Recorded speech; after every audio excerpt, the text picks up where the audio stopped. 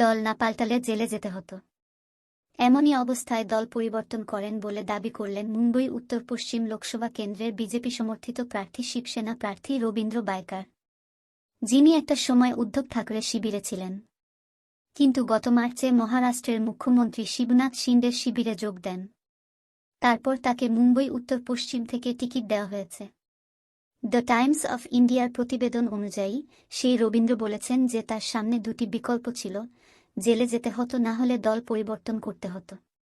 একটি সাক্ষাৎকারে তিনি বলেন, আমার বিরুদ্ধে মিথ্যা মামলা করার পরে আমার হাতে দুটি বিকল্পই পড়েছিল, জেলে যেতে হবে, না হলে দল পাল্টাতে হতো।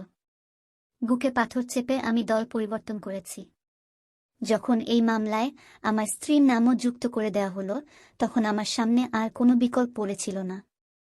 গত জানুয়ারিতে এনফোর্সমেন্ট ডিরেক্টরেটের ইডি জিজ্ঞাসাবাদের মুখে পড়েছিলেন বাইকার, উদ্ধব শিবিরে ছিলেন। পশ্চিম মুম্বইয়ের যোগেশ্বরীতে একটি হোটেল নির্মাণ সংক্রান্ত ৫০০ কোটি টাকার আর্থিক তছরূপের মামলায় তাকে জিজ্ঞাসাবাদ করেছিল কেন্দ্রীয় সংস্থা। ওই প্রতিবেদন অনুযায়ী বাইকার জানিয়েছেন যে সেই সময় উদ্ধব ঠাকরের দ্বারস্থ হয়েছিলেন তিনি। তার বিরুদ্ধে যে অভিযোগ করা হচ্ছে সেটা যে মিথ্যা তা প্রধানমন্ত্রী নরেন্দ্র মোদীকে জানানোর আর্জি জানিয়েছিলেন। তবে উদ্ধবকে পাশে পাননি বলে দাবি করেছেন বাইকার। ওই প্রতিবেদন অনুযায়ী তিনি দাবি করেছেন, সেই সময় উদ্ধব জানিয়েছিলেন যে সেই কাজটা করতে পারবেন না। বরং উদ্ধব বলেছিলেন যে যা পরিণতি হবে সেটা তাকে সামলাতে হবে। বাইকারের কথায়, আমি ততদিন এজেন্সির ঝড়ঝাপটা সামলাচ্ছিলাম, কিন্তু আমার দলের প্রধানের আমার পাশে দাঁড়ানো উচিত ছিল। সেটা করেননি তিনি।